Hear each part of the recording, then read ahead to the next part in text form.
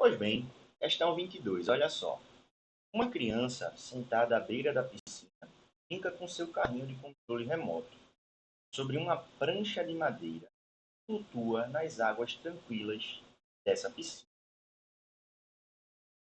A prancha tem massa mzão e comprimento L e inicialmente está em repouso em relação à criança.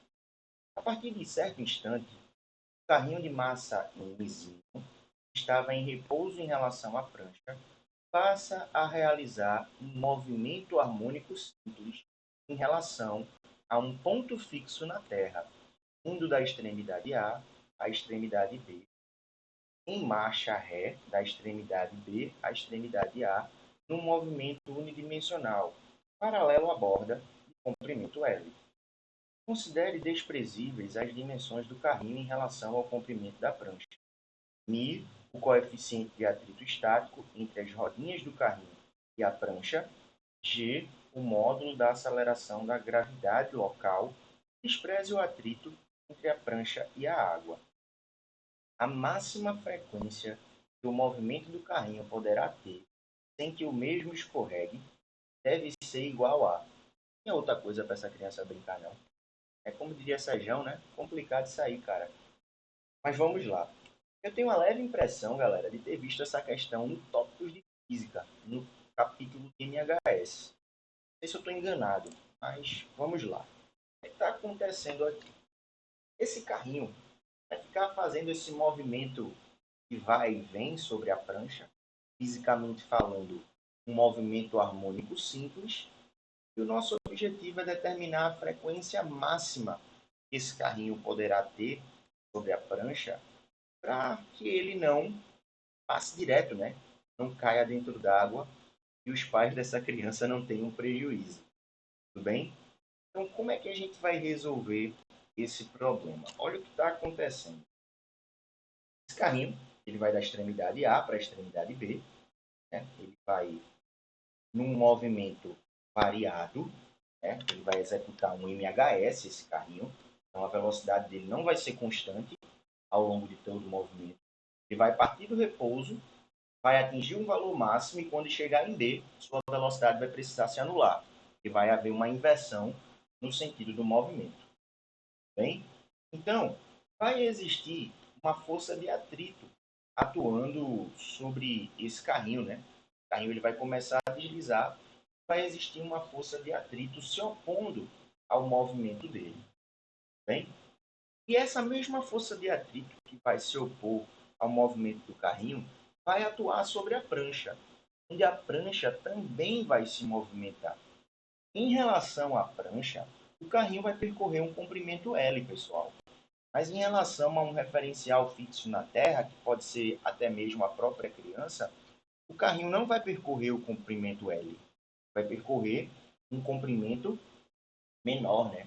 O carrinho ele vai percorrer um comprimento X em relação a um referencial fixo na Terra.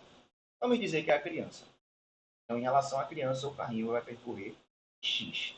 Já a prancha, em relação também à criança, não vai percorrer X. A prancha vai percorrer esse pedaço aqui, e esse pedaço é L menos X. Tudo bem?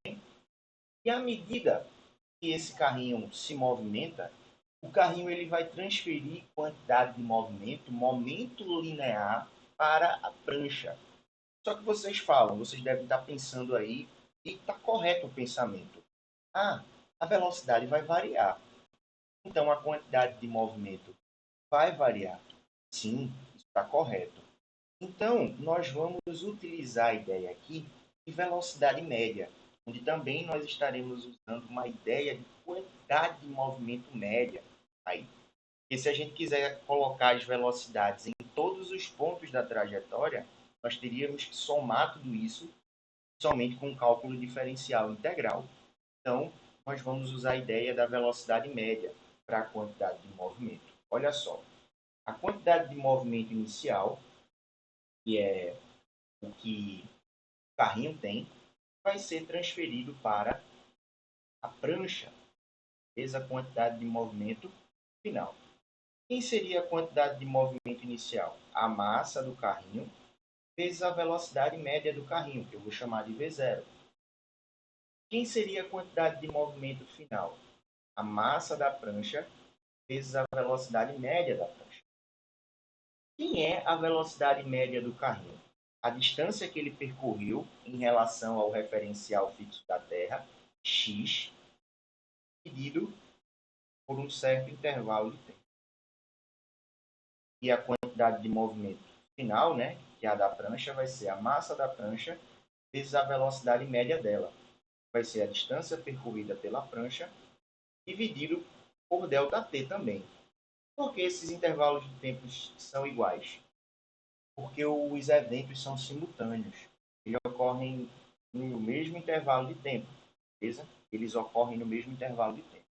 Então, olha só, a gente vai fazer a propriedade distributiva aqui, para cá. A gente vai ficar com o seguinte, mzinho x igual a mzão L menos mzão x. Beleza? E a gente pode passar mzão x para o outro lado e colocar o x em evidência. X vai ser mzinho mais mzão igual a mzão vezes L. Então, x vai ser igual a mzão vezes L sobre mzinho mais mzão. Beleza? Descobrimos esse x, que é todo o comprimento que o carrinho percorre. Então, galera, se x é o comprimento que todo o carrinho percorre em relação à criança que está fixa na Terra, quem é a amplitude do movimento? A amplitude do movimento vai ser x? Não, a amplitude do movimento vai ser a metade disso, né? A metade da distância percorrida entre os extremos. Então, a amplitude do movimento vai ser igual a x sobre 2. Consequentemente, a amplitude do movimento vai ser igual a mzão L sobre 2 vezes mzinho mais mzão mais mzinho ou mzinho mais mzão, tanto faz, né? A ordem aí não altera para a gente. Pronto. Mas a questão que é o que, pessoal? É a amplitude, que é essas coisas todas? Não, né? O que é a questão que é da gente? A frequência máxima com que esse carrinho pode oscilar. Isso vai vir a partir da interpretação inicial que a gente teve no problema. A força resultante desse MHS vai ser justamente a força de atrito. A força de atrito entre as rodinhas do carrinho e a prancha, beleza? Porque se não existisse esse atrito, o carrinho ia ficar patinando, né, sobre a prancha e ninguém iria para lugar nenhum. Então, a força resultante desse MHS é a força de atrito. Sabemos que a força resultante do MHS tem uma cara muito parecida, muito semelhante à força resultante centrífuga. Então, a gente vai ter o seguinte, a massa vezes a velocidade angular ao quadrado, multiplicado aí pela amplitude do movimento. A força de atrito vai ser o produto do coeficiente de atrito com a normal. Beleza? Tudo bem aí? Então, olha só. Nós vamos ter m. Sabemos que a velocidade angular é 2π vezes a frequência, né? A velocidade angular é 2π vezes a frequência. Então, elevando ao quadrado vai ficar 4π quadrado vezes a frequência ao quadrado.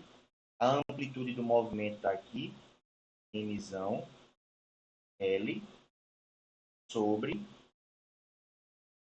2 vezes mzinho mais mzão. Isso vai ser igual ao coeficiente de atrito vezes a normal, né? A normal sobre o carrinho.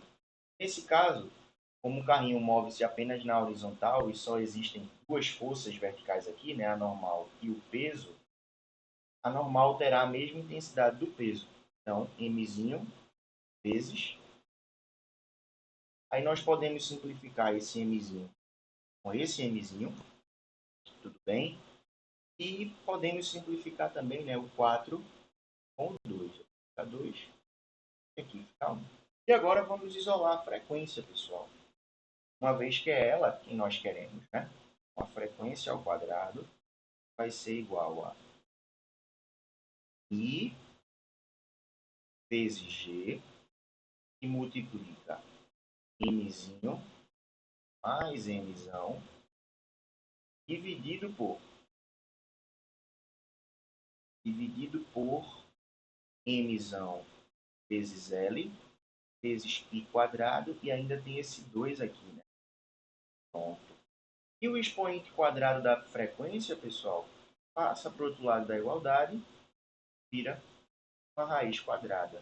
Então, chegamos aqui à nossa resposta, vamos ver. Sim ou se não.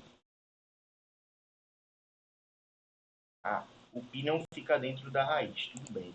Então, o π não fica dentro da raiz, vou colocar o π fora da raiz. Então, a frequência vai ser 1 sobre π,